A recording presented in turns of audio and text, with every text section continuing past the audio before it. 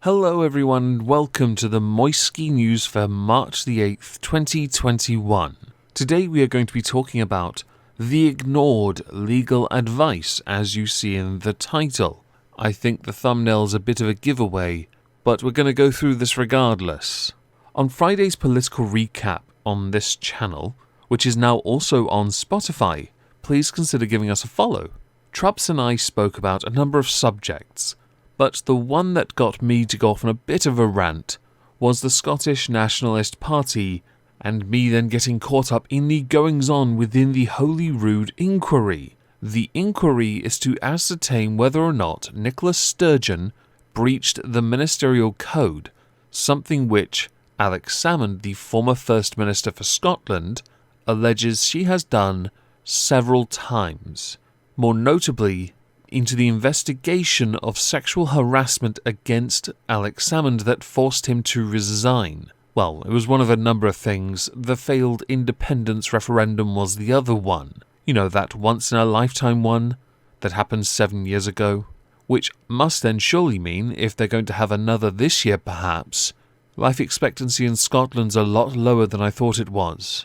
That, for the sake of it, is the snappy recap of all the goings-on prior to the more recent events, i.e. the inquiry itself. Last week we learnt something valuable about the investigation into Alex Salmond. We learnt a number of things actually, but these are quite costly, ones that then hit the Scottish taxpayer because the UK government is hardly going to bail them out for what happened next.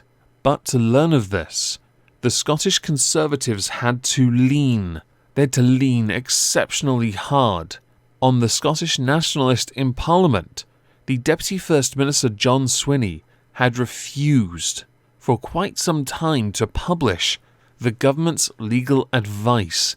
This legal advice was relevant to the investigation into Alex Salmond. They refused outright to publish it, so the Scottish Conservatives rallied everyone else and simply said, either you publish this, or we push ahead with a vote of no confidence into your party, which caused them to relent.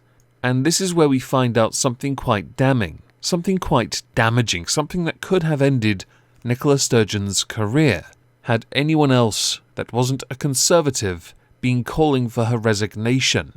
On the 17th of December 2018, several weeks before the Scottish Government relented in the judicial review of the process brought by Alex Salmond.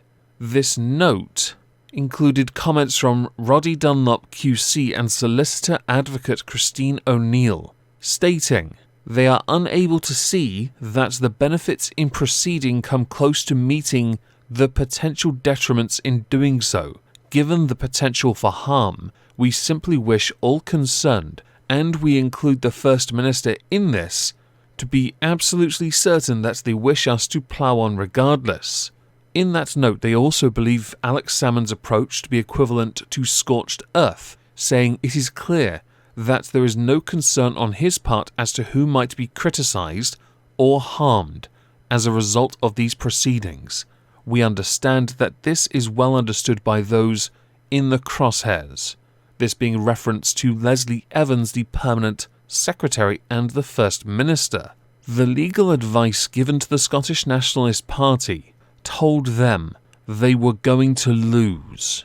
Yet they proceeded until it was a bit too late, because then Alex Salmond was able to use it all against them when they lost against him, which he was then able to use against them over a year later when he was found innocent of all the charges except one which was not proven. The point of this is, it cost the taxpayer £512,000 in legal fees, which he recovered. But that's not the end of it.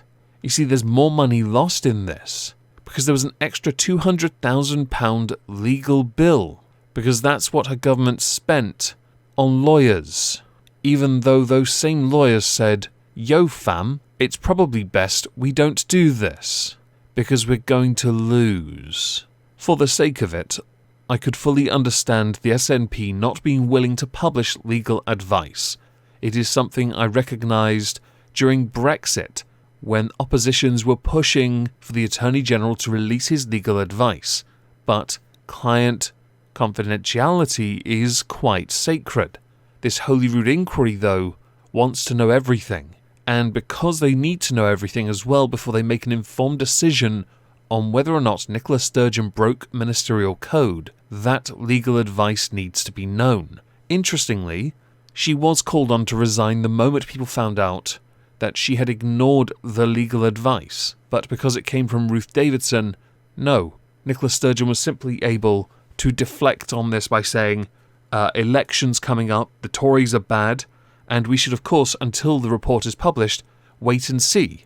Well, if Nicola Sturgeon has cost the taxpayer over £700,000 and is by extension found to have breached the ministerial code, she should resign, because for the party's integrity, she cannot represent the party as its face, unless she wants to stay on and further cement the belief, south of the border, that the Scottish Nationalist Party are not democratically kept in check because they do not follow democratic processes, and they do not honour the rule of law, nor ministerial code. This report, by the way, into whether or not she breached ministerial code, is actually coming out soon. After many hours of interrogations earlier in the week, Alex Salmond dropping more bombshells and more evidence, Nicola Sturgeon doing an 8-hour stint a few days ago. It's coming to a head. And at this time, with their own elections coming up, this is quite bad. Even if found to not have breached ministerial code, which would be quite a shocker, I will admit, she still cost the taxpayer over £700,000 in legal fees, knowing she would lose, which I will admit is remarkably hard to spin as anything other than bad optics, bad targets, and bad tactics. As we're done here, I do want to know what you all think. Please do let me know in the comments down below. Thank you very much for listening and have a fantastic day.